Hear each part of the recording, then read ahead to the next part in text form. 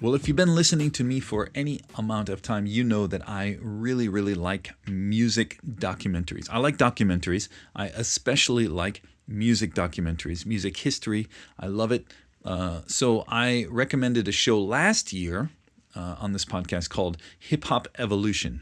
Hip Hop Evolution is a show that's on Netflix, and season 1 last year I recommended. It's only 4 episodes, and it's starring, the host is a guy named Shad, and Shad is probably my favorite hip hop artist. I love this guy. He's Canadian. His parents are from Africa, but they immigrated to Canada, and so Shad is just this kind of cool, friendly guy who lives in Canada, and he's really talented. His rap is good. His hip hop style is kind of old school. You know, it's not as modern as some of the other guys, and I like that because I'm old, so I like old school hip hop. And Shad is like that, and he's just a cool guy, and I like his music. And then he started hosting this show, Hip Hop Evolution, where he talks about the history of hip hop. Well, he doesn't really talk about it. He shows you the history of hip hop, and this is probably the only show, the first show that really did this. There's a lot of books out about it, about the history of hip hop and how hip hop came to be such a world phenomenon, you know. But this is the first like documentary series about it, really, and he does a great job. He goes around to the birthplace of hip hop in New York, and then he kind of spreads out from there and goes to other places, LA, and places where hip hop has come, you know, grew in the early stages in the 1970s, 1980s. Well, now this week on the blog, I recommended season 2 because season 2 is the continuation of that history, and continuing on into the late 80s and 90s. And so Shad, now in season 2, Shad is going around to different cities, and he kind of follows hip-hop as it spread to different cities, because what happened as hip-hop grew out of New York, it just kind of traveled to cities, urban areas where young people lived, and they had these groups. Usually, because it's such a cultural thing and a community-based thing, every city would have, you know, 4 or 5 rappers or groups that came out of that city. You know, so he goes to LA, of course, because that's a big one. San Francisco areas, Oakland, California. He goes to Houston, in Texas. He goes to just different places throughout the U.S. where hip hop kind of grew in these different cities, and he interviews people who were there. He interviews artists. Some of them are not alive anymore, but he interviews people who know them, people who were involved in that scene. So it's interesting. If you're into hip hop, you're gonna love it. If you're not really into hip hop, it's still good to know the history as a cultural study, because you know, hip hop is everywhere in culture, and especially in Korea. You know, it's a very big part of Korean culture as well. So it's good to know the history of it and how it came about and all of that. So I recommend it. It's only 4 episodes, again, season 2. So if you watch season 1 and 2, that's 8 episodes. Not that bad. You can check it out. Try it out. It's on Netflix. All right. Well, I recommend it, and it's called Hip Hop Evolution. Let's listen to the trailer. I would like to start at the beginning. Your first taste of hip-hop. I was hip-hop from the time I was in my mother's womb. I wanted to try to do something that was a reflection of our times, our culture, and our community. We're writing and recording 19 hours a day. If you didn't get the song right, it's off the album. Next motherfucker up. First things first, man. You with the worst, I'll be sticking pins in your head like a nurse. It's exhilarating, like you never know what's gonna happen next. And if you're true to the art, you say exactly what you want to say. You like this, that. Parents and everybody start freaking out. Is this music obscene? I'm at this standing on the block. We don't want this kind of garbage in our town. Our society is play. It's sick. It was exciting. I mean, we pissing people off with everybody. I can hear it, but turn it up. Dayline Tribe are gods to me. Latifah is a female god to me. We are women. We have something to say. We are here to rhyme. He was that energy and that voice that was real hip-hop. She's like, you got a phone call. I was like, who is it? She said, some say his name Tube Socks. I said, Mom, that's Tupac. There's never gonna be nothing like what we did. There's nothing that compares in any era of hip-hop. It changed everything. The impossible was about to happen. And as I said, Shad, S-H-A-D, he's the host. And so he's the one going around doing all the work, interviewing all the people, talking about this history. And he recently was on a well, this is an older interview from season 1, but it's when he was on a news outlet in Canada, probably Toronto, which is where he's from, and he's talking to the news hosts about this show and about the experience and all of that. So you can listen to this interview with Shad. Our MC in his own right, Shad. Couldn't think of a more perfect person to be here to talk about this. Thank you. So, congratulations. It's Thank incredible. You. It was an incredible experience. Very surreal.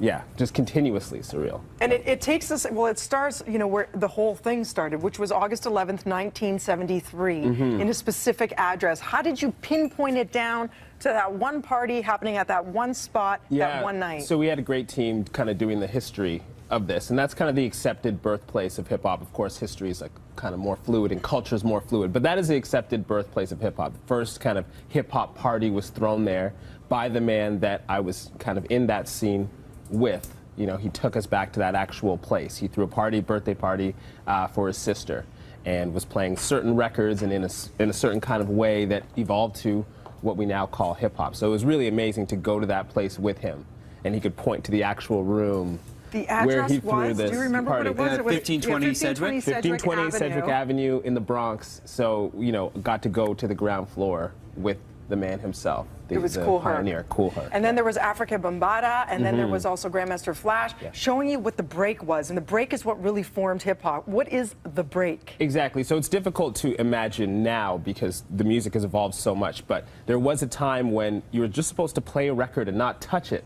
You know, not scratch it, not manipulate it with your hands.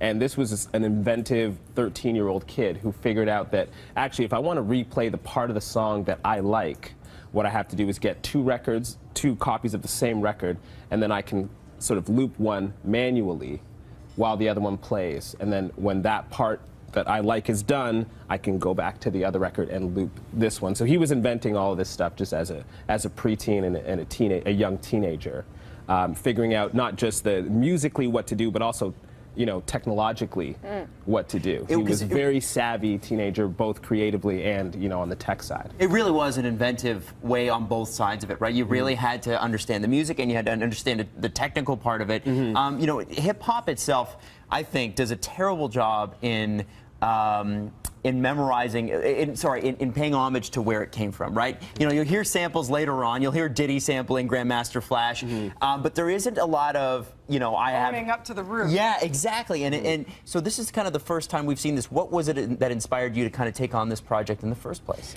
The director, Darby Wheeler, and the writer, Rodrigo Bascunin. I know both of them from their previous work, and so they called me in for a meeting and asked me if I was interested in hosting. And I knew their pedigree, I knew how much they loved hip-hop and how much they knew about hip-hop. And then I said, I can't turn this down because they're going to do it and they're going to do it right. And you're absolutely right. In terms of film, I'm a little bit biased, but I actually think this is the best document on film as far as the origins of hip-hop. There's some great books out there, but this is a great document in terms of on film and actually speaking to the people that, you know, pioneered this culture. Well, and things like, you know, sources were radio DJs and how their cadence was very slow at the time to speak over gospel groups and how they spoke over lyrics, right? It's so interesting to see where it all began and then how it evolves into gangster rap. And then you have the New York side versus the flavors that were coming out of the LA side who were living life by the water and enjoying the good life. And then, of course, you know, it changes with the times as we change. So where do you see this evolving now? Because I feel like it's in yet another wave of almost what people are calling emo rap by virtue of The Weeknd and Drake, Canada's own. Totally. I think what's fascinating to me about those early days is the way that you can actually track it a lot more clearly because they didn't have the internet back then. Now culture, it just spreads so fast and moves in so many different directions. Whereas back then you could actually follow it out of the Bronx into the other boroughs.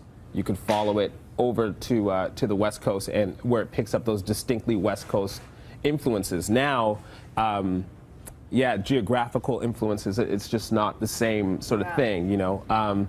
So I could see the culture evolving in any number of ways, but actually just so fast and in a way that's very difficult to track. So I don't know where it's going next. It's really because some kid on the internet could hear hip hop Yeah. on the other side of the world and completely innovate and inspire somebody, and that could happen in 24 hours. Whereas before, the culture took time to move, and you could actually track its movement through people, right? And you do a really brilliant job at taking us along that journey. So make sure you guys catch up on it. It's called Hip Hop Evolution. Airs Sundays at 9 on HBO, or catch all the past episodes to get caught up on Rogers On Demand. Shad, good to see you. Good to see you too. So good. It's awesome. Congrats. Right now we're going to take a quick break, a real break, not a break. We've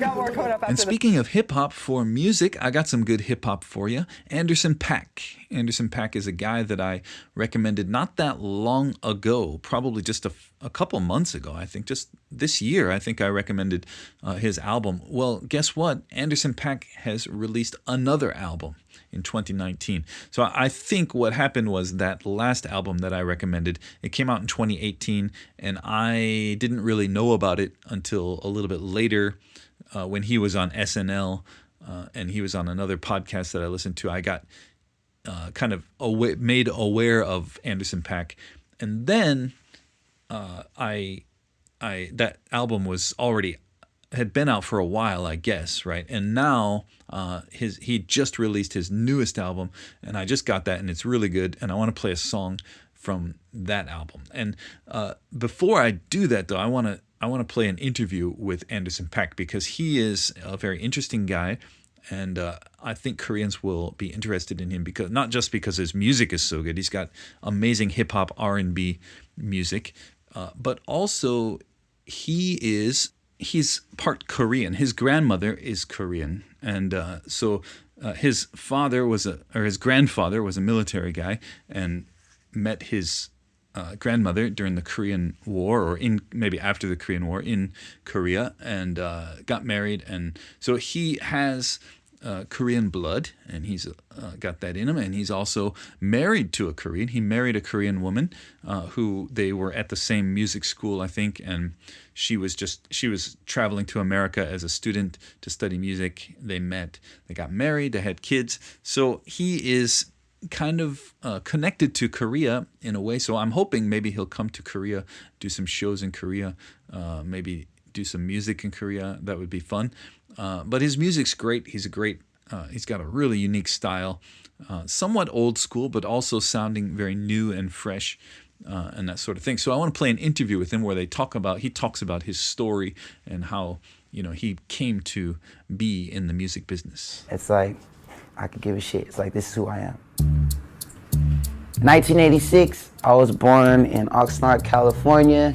Oxnard was a small town. There's nothing to do there. There's just strawberries and beaches. Got into music really early and started playing drums when I was 12. So I grew up playing drums in the church. So I was pretty much going to church almost like 3 or 4 times a week with the music and the choir and with Bible study and all this stuff. And outside of that, I was just going to school and hanging out with friends. There wasn't much to do in my town, and all I had to do was just like practice. So I think it helped me. I was breezy since I was little. Like I said, I was a little chubby kid. I used to fart a lot, and my brother-in-law called me breezy because like when I passed gas, it was like a brief gust of wind. And then like when I got out of high school, I was like, I'm gonna put Lovejoy at the end of it because like the girls were like that.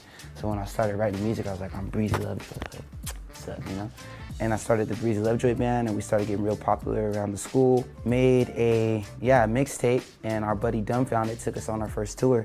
And yeah, we put it out online, like SoundCloud was just starting, and we did like a lot of shows with Dumbfounded. We did a lot of shows in the city, playing like in bars. And our buddy Shafiq was a big help with that too, from Sarah.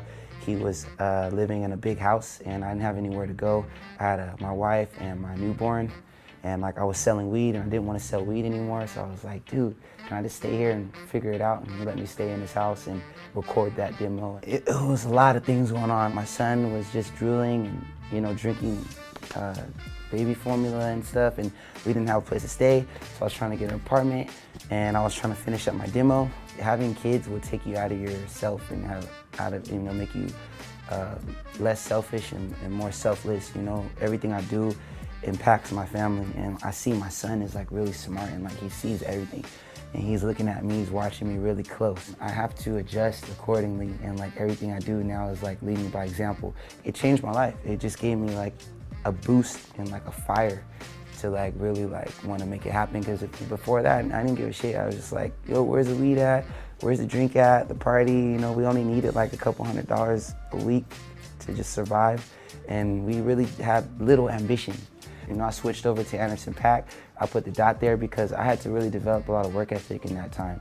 So it was like, I was thinking that a lot of things were gonna come to me because I was talented, and that wasn't the case. So I had to really like work my ass off during that time, lock myself in a room, make a bunch of music, develop my sound and my voice.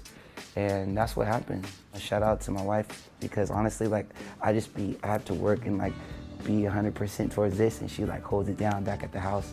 You know, make sure she can, you know, go shopping, make sure I can get him Nerf guns and stuff. And everything's cool if I take care of that. It's crazy because Malibu and Venice were being recorded around the same time. You know, very small studio, and I was pretty much trapped in a studio by myself and working every day, waking up early and recording music.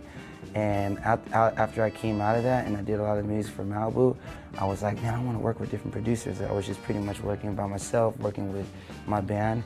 And that's when I met Low Def, Matt, who now goes by Callum Connor, and who produced the bulk of Venice. We were being influenced by a lot of things that were going on SoundCloud at the time, K-Tronada and Toki Matsuda, Taku, and that influenced that whole sound. So I was like, oh, you know what, I want to put this out first because it's more lit. 30 was sick. I love my 30s, man. It's great. I love my 30s way more than my 20s. It's like more money, more confidence, better taste in general, in music, food, everything. But I love my 30s. I don't even remember what exactly was going on when I was turning 30, because I've been having a lot of fun since then. But a lot of things were coming into play, you know, working with Dre, learning how to work with people like Dre, learning how to work with these big acts and being comfortable in your own skin.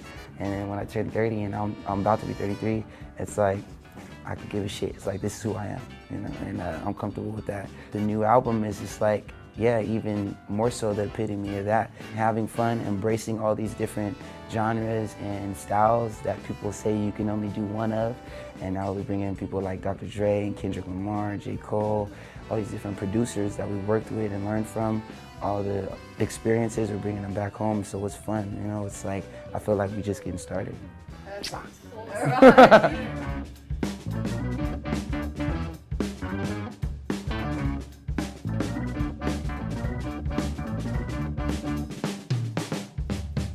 All right, so let me play you a new song from his new album. This is Anderson .Paak. The song is Make It Better, and it features Smokey Robinson, who is a world famous old R&B singer from the 70s, 80s. Smokey Robinson, you probably heard his music before. He is featured on this song. It's called Make It Better by Anderson .Paak.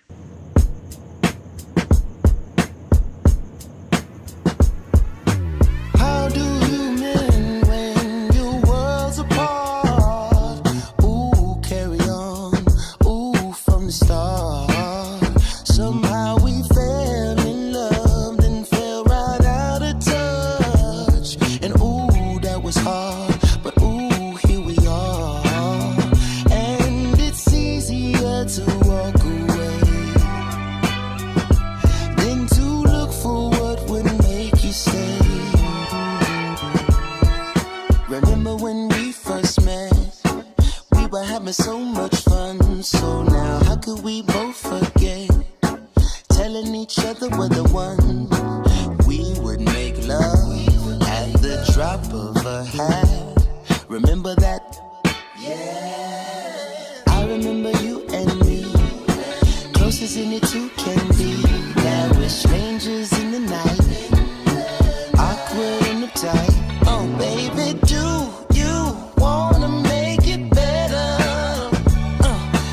Do you wanna stay together?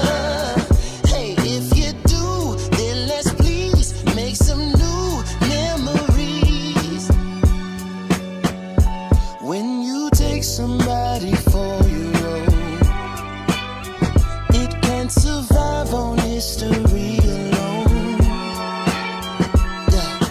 Meet me at the hotel motel, though we got a room at home. Go to a place that we don't know so well. It'd be nice, add a little spice, try some new seduction, show each other how, give each each other new instructions on what makes us feel good now. I just wanna make you feel good now.